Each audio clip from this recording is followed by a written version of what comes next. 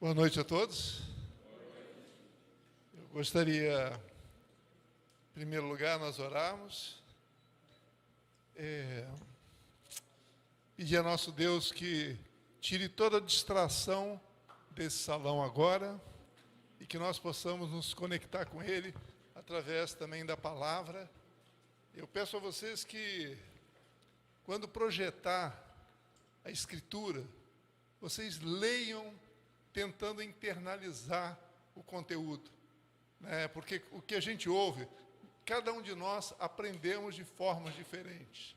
Alguns preferem ouvir, outros preferem ver, ler, né? E a gente tenta, é muito limitado a comunicação no domingo, porque a gente não pode discutir e tirar dúvidas, então a gente se esforça ao máximo para que a gente não saia aqui sem internalizar um pouco do que o Senhor quer falar conosco. Amém? Então eu te peço, Pai, agora a tua ajuda, te peço, Espírito Santo, que você venha trabalhar no meu interior, na minha mente. Eu te peço que tudo aqui, toda distração na minha comunicação e nos meus irmãos, saia desse salão agora, no nome santo de Jesus. No nome santo de Jesus. Então, meus irmãos, no mês passado, nós falamos sobre, quem lembra? Maturidade. Né? Tivemos exemplos, por exemplo, o Vitor ministrou sobre a sua filha quando era pequena, atitudes que ela tinha e tem até hoje, e fez uma analogia com a palavra teknô, que o Rodrigo trouxe depois na ministração, que significa o bebê. Assim que nós nascemos de novo e somos transladados para um novo reino, nós somos como bebês. Bebês no conhecimento de Deus, né? E o nosso objetivo, através do discipulado, é nos tornarmos filhos maduros, filhos Iov, né? Usando a palavra, eu creio que é hebraica. Então, nós estamos aqui, eu acho que é grega, né, Rodrigo? É grega, a palavra grega. Então, nós estamos aqui nesse processo, todos nós. E é um processo que é contínuo e não termina nunca. Nosso Deus, Ele é completo, mas aqui na terra, nós nunca seremos completos. Nós estaremos sempre crescendo e dependendo da nossa musculatura espiritual, do nosso conhecimento de Deus, Deus pode nos colocar para um nível maior de influência e de atuação.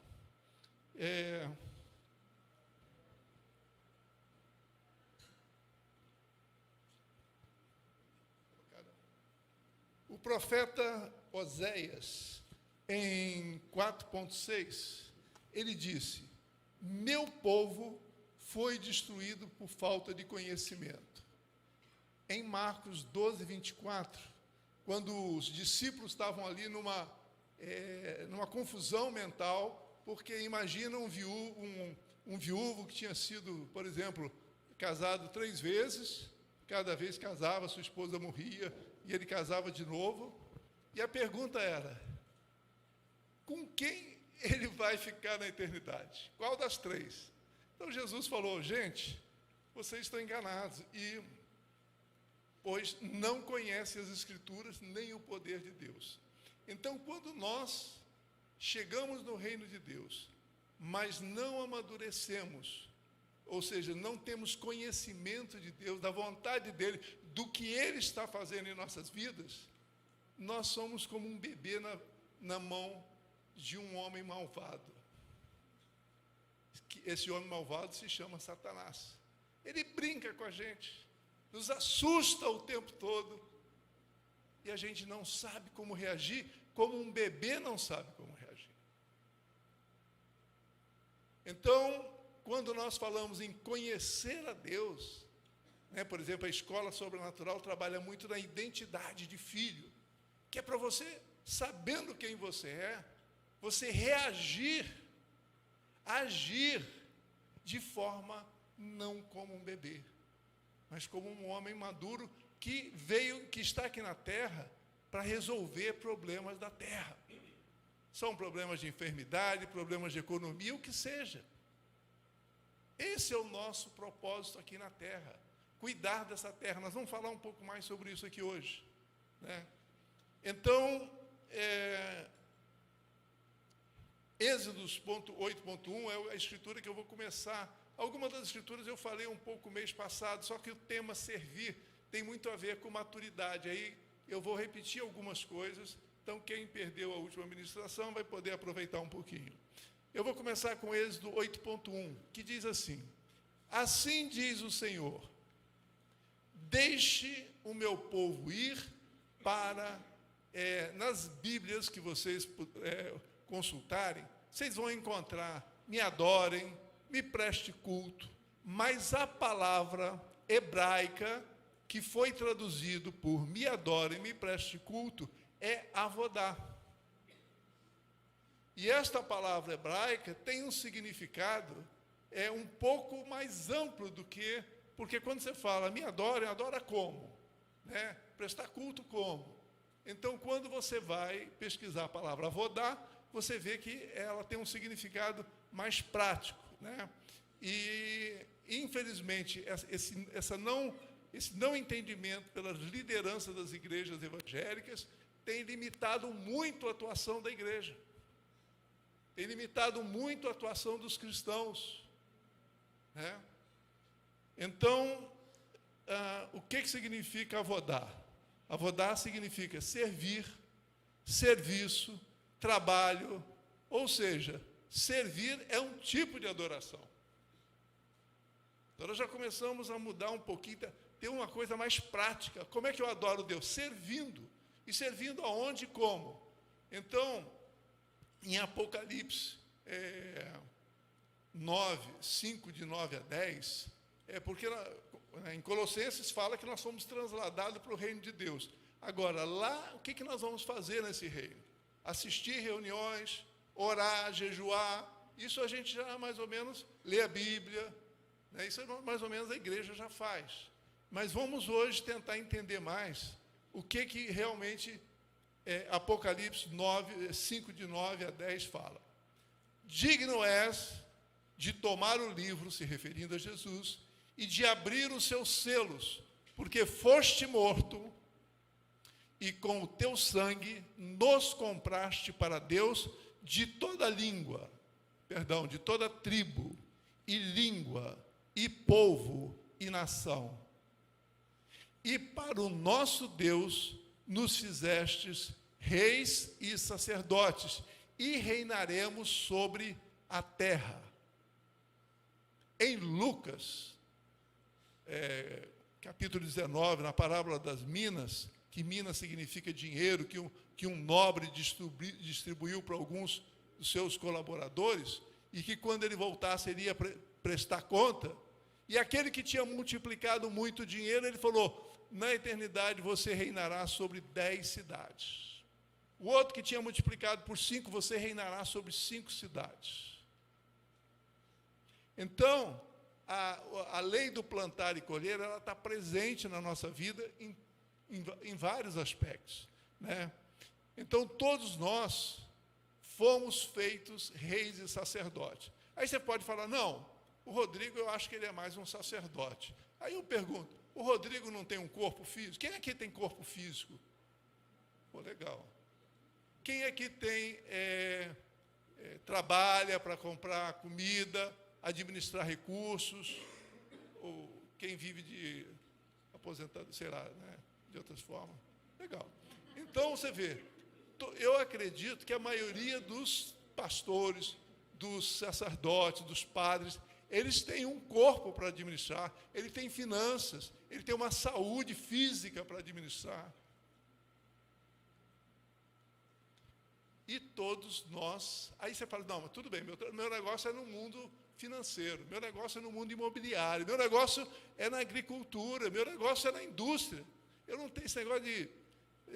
domingo eu vou lá, dou meu dízimo, minha oferta, agora eu não quero saber nada de igreja, não. Pois é. Então, aí nós temos que entender bem qual era o trabalho anterior de um sacerdote e qual é o trabalho atual de um sacerdote no Novo Testamento. No Velho Testamento, o trabalho de um sacerdote era praticamente dentro de uma área reservada chamada lugar santo. E tinha uma parte reservada que era o lugar santíssimo, onde somente o sumo sacerdote entrava ali. E se ele tivesse algum pecado, ele não saía vivo. Porque é ali que ele encontrava a presença de Deus. E aí, se você olhar as vestimentas, né, e quem já foi ao Vaticano, ou foi em igrejas muito grandes, né, que viu um bispo arrumado, ou viu o Papa, você pode ver que realmente parece que não saímos ainda do Velho Testamento.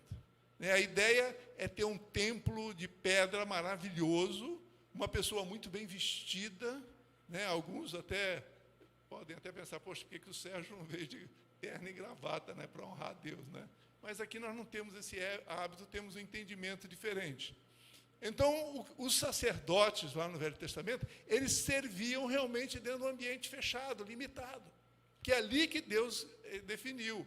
E os reis, né, os demais, os sacerdotes só saíam de uma tribo, de Levi, e os demais cuidavam da administração, produção, governo, né, de outras tribos.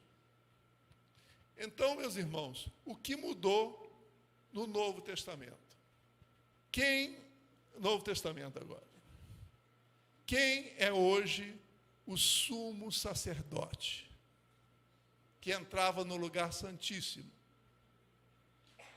Sumo sacerdote, em Hebreus 4,14, diz: visto que temos um grande sumo sacerdote. Qual é o nome dele? Jesus.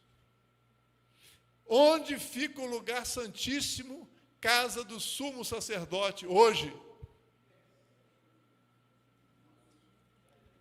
1 Coríntios 3,16. Não sabeis vós que sois o templo de Deus? Onde mora, onde visita, onde permanece, onde é o local santíssimo de Jesus. Quem se sente esse lugar santíssimo? Se você não se sente, não se preocupa não, porque eu também fico, às vezes, falando, puxa vida, Senhor, eu não cheguei lá. Mas o Senhor me criou para ser esse local. E eu me arrependo de todos os meus males, todas as minhas deficiências. E eu estou lutando, meus irmãos, desesperadamente para ser esse lugar santíssimo. Esse lugar que agrada a Deus. Então, nosso corpo é o lugar santíssimo, onde o sumo sacerdote Jesus habita. Né? E que sacrifícios, né, nós devemos oferecer? Porque 1 Pedro 2,5, ele fala que vós também, como pedras vivas, quer dizer, hoje o templo de Deus não são essas pedras ali que construíam esse salão, né, de ferros e pedras. Então, nós somos as pedras vivas, sois edificados casa espiritual e sacerdócio santo, para oferecer sacrifícios espirituais agradáveis a Deus por Jesus Cristo. Gente, nós não estamos falando hoje, eu sei que aqui ninguém faz sacrifício de animais. Então, qual é o sacrifício que nós temos que fazer para tornar esse local santo e santíssimo? Romanos 12:1 descreve com muita clareza qual é o tipo de sacrifício que nós temos que fazer. Diz assim, Paulo: pelas misericórdias de Deus, peço que ofereçam o seu corpo como sacrifício vivo, santo e agradável a Deus. Agora, este é o culto racional de vocês. Então, quais são esses sacrifícios agradáveis a Deus? São todas nossas escolhas e decisões, onde nós escolhemos dizer não ao pecado, não às escolhas de satisfação de desejos egoístas. É quando nós cuidamos também desse corpo físico, cuidamos da nossa saúde, porque para você exercer o seu ministério de sacerdote, né, e de rei, você precisa ter saúde, se alimentar adequadamente, fazer exercícios físicos, apresentar um corpo saudável, mente saudável. E como reis, conforme Gênesis 1:26, quer dizer, e esse culto racional, o que é um culto racional? É o verdadeiro culto que agrada a Deus, é apresentar um corpo santificado, ou no processo de santificação a Jesus. E como reis, o que nós devemos fazer como reis? Conforme Gênesis 1:26, diz assim: disse Deus, façamos o homem à nossa imagem, conforme a nossa semelhança, e domine sobre os peixes do mar, sobre as aves dos céus, sobre o gado e sobre toda a terra. Dominar é governar, né? Então, a questão está em como nós devemos governar a propriedade de Deus. O nosso corpo, nós já vimos, não é mais propriedade nossa, é propriedade de Deus. A nossa família, nossos filhos, nossa esposa, nosso marido, né? Quer dizer, eu estou falando nossas esposas, tira esse negócio do meu marido aí que não tem som. Então, a minha esposa não é propriedade minha, é propriedade de Deus. E eu preciso cuidar dela, né, em concordância, tá, com o que a palavra de Deus espera que eu cuide dela. Em Romanos 12:2, ele nos exorta a fazermos uma mudança completa do nosso modo de ver as coisas, de pensar, porque nós precisamos cuidar da nossa vida, de tudo que nós temos à maneira de Deus. Ele diz, não sede conformados com esse mundo, ou seja, não pensem de acordo com as ideias desse mundo. Vou mandar meu filho para Harvard, ele não vai aprender em Harvard a governar a sua vida, seus negócios à maneira de Deus. Perdão, eu não estou falando nada contra Harvard ainda é uma das melhores universidades, mas você pode mandar para Michigan, você pode mandar para qualquer universidade achando que você vai preparar seu filho. Não, não vai preparar o seu filho lá.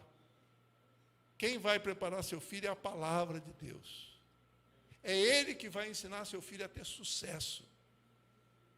Agora, ser formado em Harvard, em Michigan, então um bom currículo é uma boa porta de entrada, de apresentação.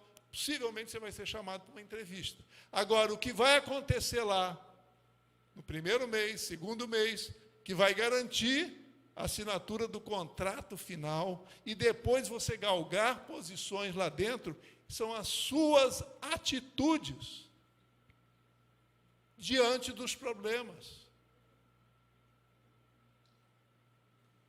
Mateus 20:25 diz assim, Jesus dá um exemplo, por exemplo, nós vimos isso aqui o mês passado, do exemplo, por exemplo, de como você liderar sendo um rei do reino de Deus.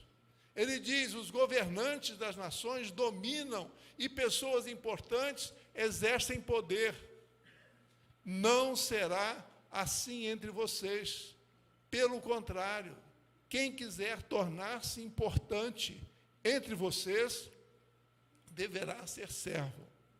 Meus irmãos, o povo hebreu já tinha experimentado milagres na saída do Egito, em outras, mas nenhum deles provocou uma revolução como o modo de liderar de Jesus, a forma de Jesus se posicionar.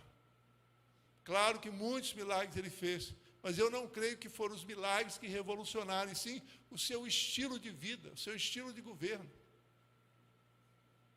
Porque criou um ambiente de aderência, que as pessoas querem seguir, querem viver. Muitas pessoas não querem mais trabalhar no ambiente corporativo, porque elas não suportam o estilo de liderança. As pessoas estão ficando doentes.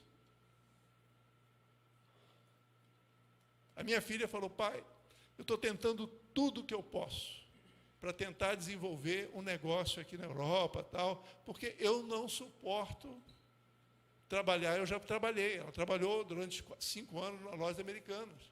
Eu não suporto o ambiente corporativo. Eu vou morrer ali. Então, minha filha, continue ali. Estou aqui orando por você. Não é fácil. Então, meus irmãos, administrar, trabalhar a maneira de Jesus, em Mateus 20, 27, é algo muito importante. Diz assim: e quem quiser ser o primeiro deverá ser escravo, como o Filho do Homem não veio para ser servido, mas para servir e dar sua vida em resgate de muitos. Qual é a posição hoje de Jesus no reino? Ele é o Rei de Reis, o Senhor de Senhores. É Deus Pai, Jesus, o Espírito Santo e nós, filhos, júniores.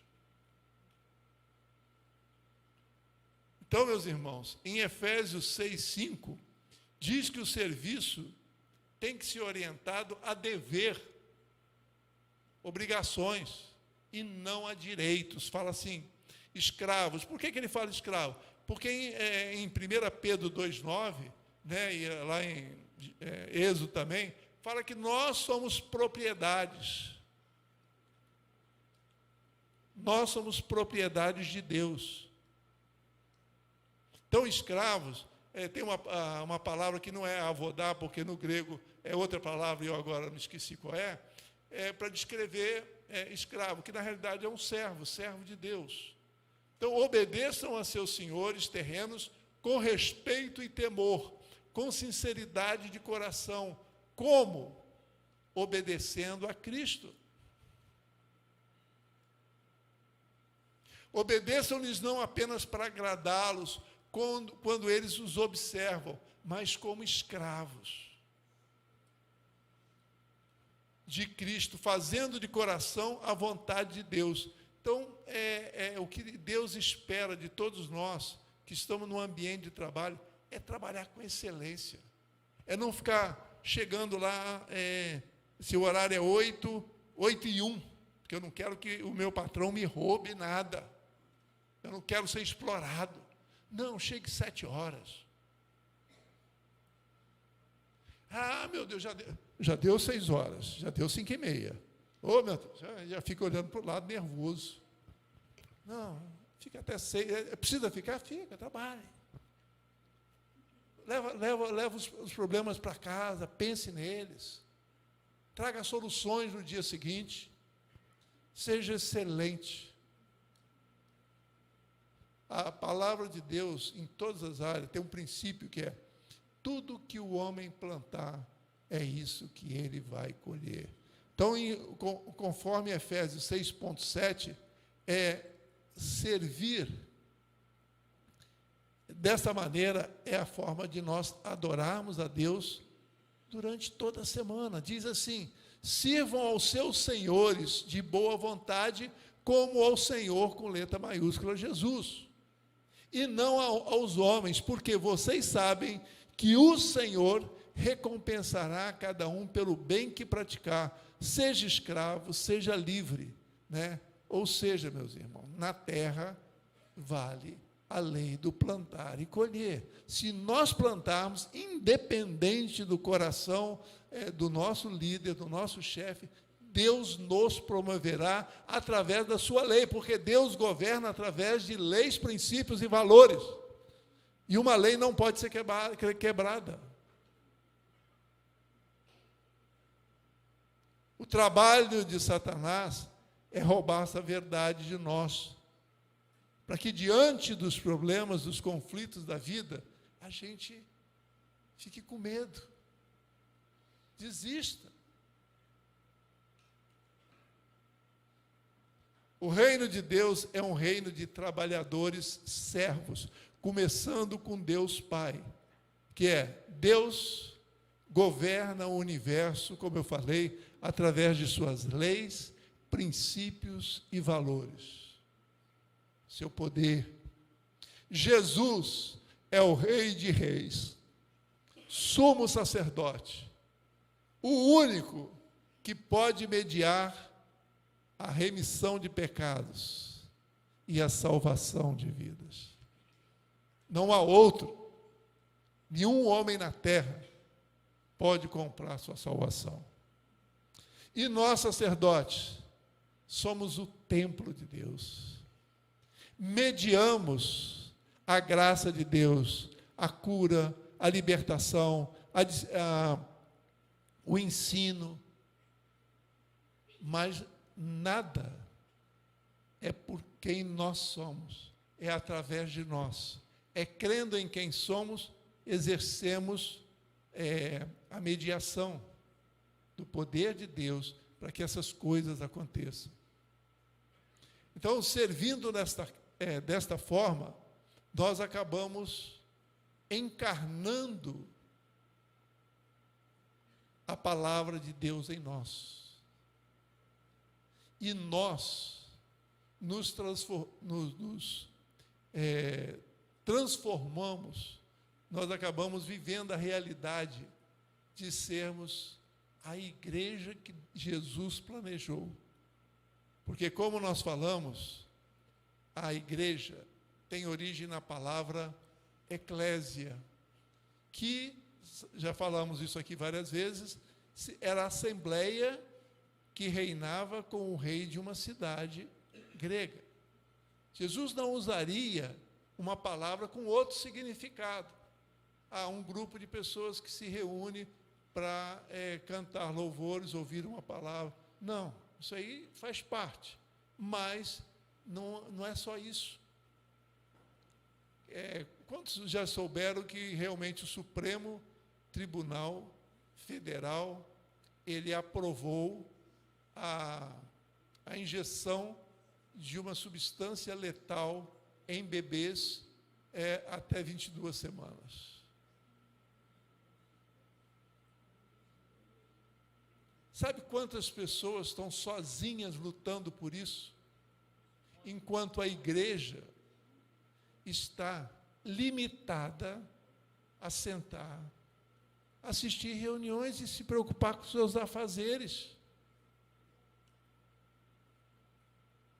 Aí foi perguntado, mas será que um bebê de 22 semanas sente dor? E aí, pesquisador e médico disseram, sente muita dor, muito maior do que nós adultos, porque o seu cérebro ainda está sendo formado, é muito mais sensível. E o que a igreja vai fazer? O que a igreja está fazendo? Deixando. Com medo. Sabe o que os congressistas estão lá negociando para a igreja evangélica? Não perder a imunidade tributária, para não pagar impostos. Realmente, é uma coisa boa, porque a igreja só é um prestador de serviço. Não é um local de ninguém está aqui para lucrar nada. Embora que alguns possam fazer isso, mas que sejam investigados e punidos. A igreja está preocupada em ter liberdade para domingo se reunir e pregar a palavra, não vir ninguém aí e nos impedir de fazer isso. Mas nós precisamos fazer muito mais, meus irmãos. E para isso nós precisamos ter consciência de que para isso que nós somos chamados. Igrejas são os eleitos e chamados para governar com o Senhor Jesus. O Senhor Jesus, por contestar o status quo da época, ele foi crucificado. A maioria dos apóstolos, profetas, por falarem a verdade, por confrontarem as autoridades, foram decapitados, queimados. Meus irmãos, nós precisamos levantar. Porque tem alguns que estão na trincheira e estão muito cansados, estão desistindo. Eles estão olhando para os pastores e com um desdém muito grande. Eu estive numa reunião que tinham algumas lideranças e muitos pastores, e tinha ali uma pessoa atuando no alto grau do governo. E ela falou isso. Eu tenho vergonha dessa classe de pastores, e ela é cristã. Porque eu estou sozinha. Todo dia eu acho que a Polícia Federal vai chegar na minha casa. Todo dia eu recebo dezenas de ameaças por mês. A última é que ela não passaria de maio.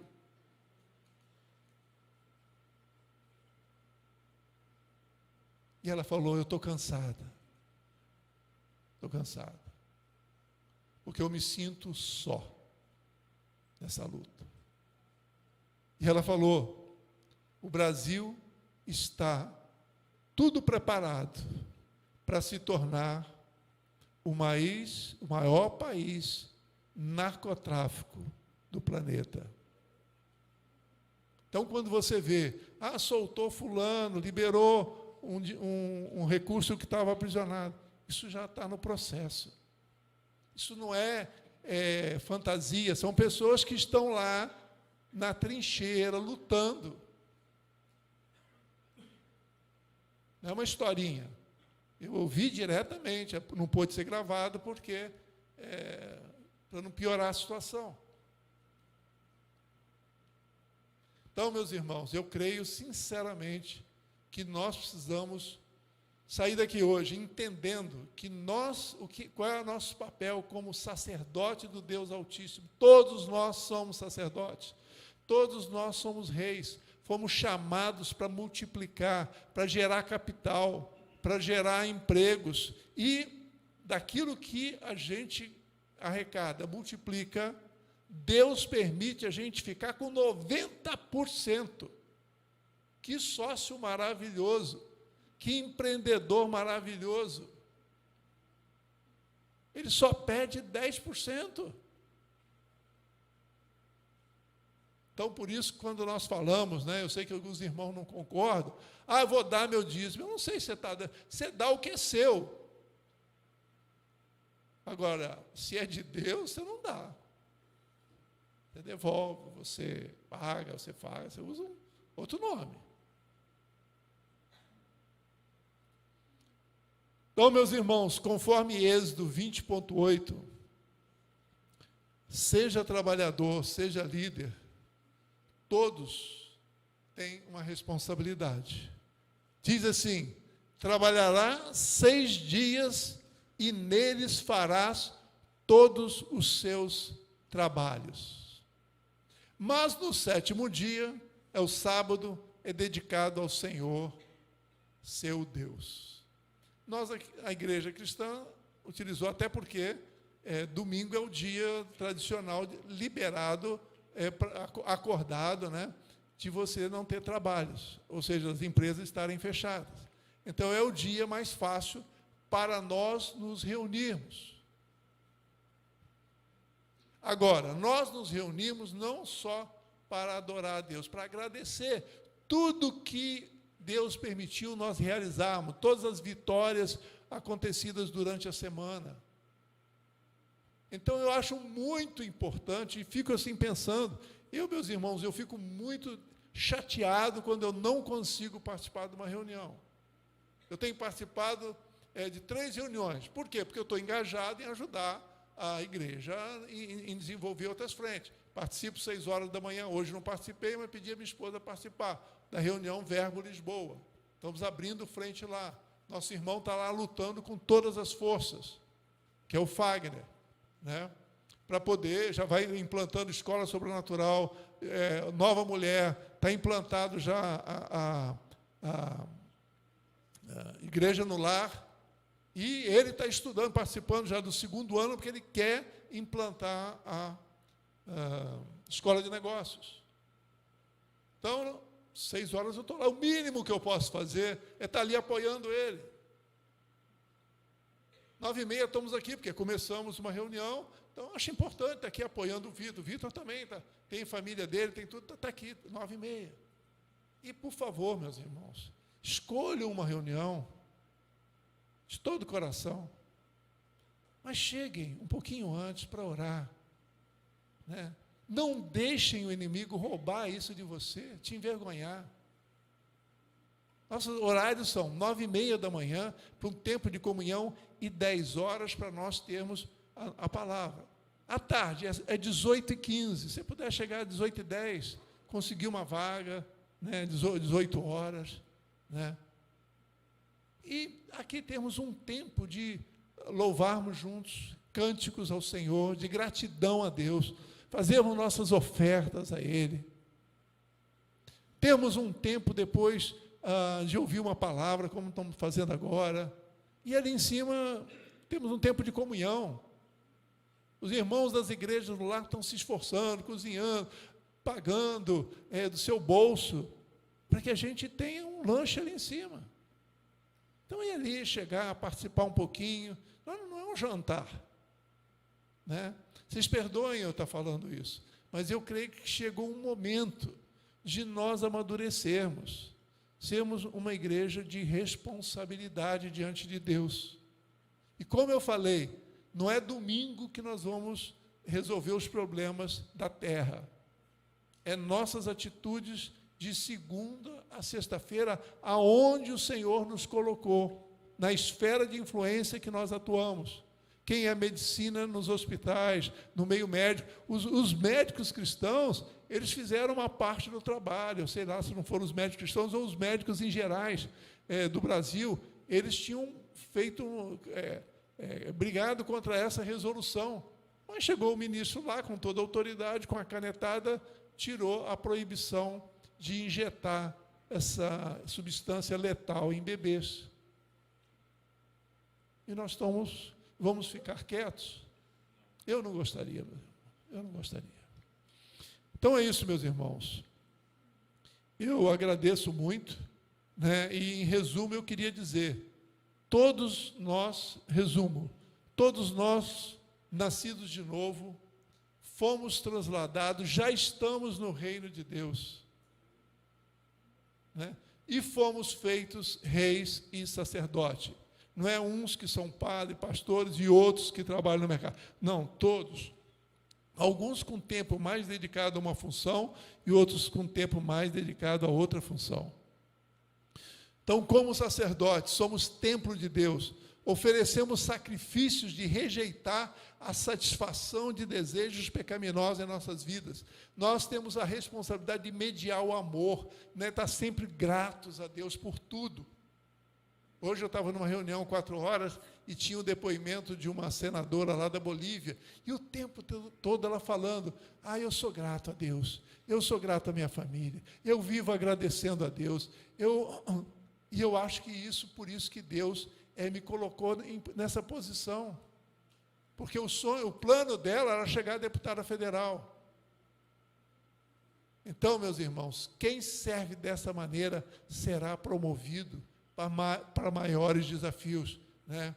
Como reis, nós governamos a propriedade de Deus, produzindo capital, gerando emprego, né? E como eu falei, do que nós multiplicarmos,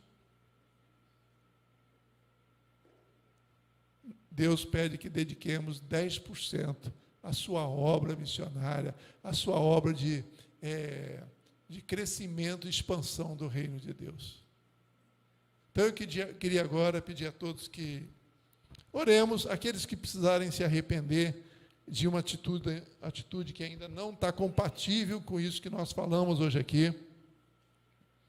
Peça perdão a Deus, peça ajuda ao Senhor, para que você comece a ter uma vida de sacerdote, sacerdotisa, de rainha, de reis, conforme Deus planejou. Porque Deus tem muitos planos para nós, meus irmãos. Tem ótimas ideias sobre nós. E nós não podemos deixar o inimigo roubar isso de nós com distrações e coisas que não agregam valor.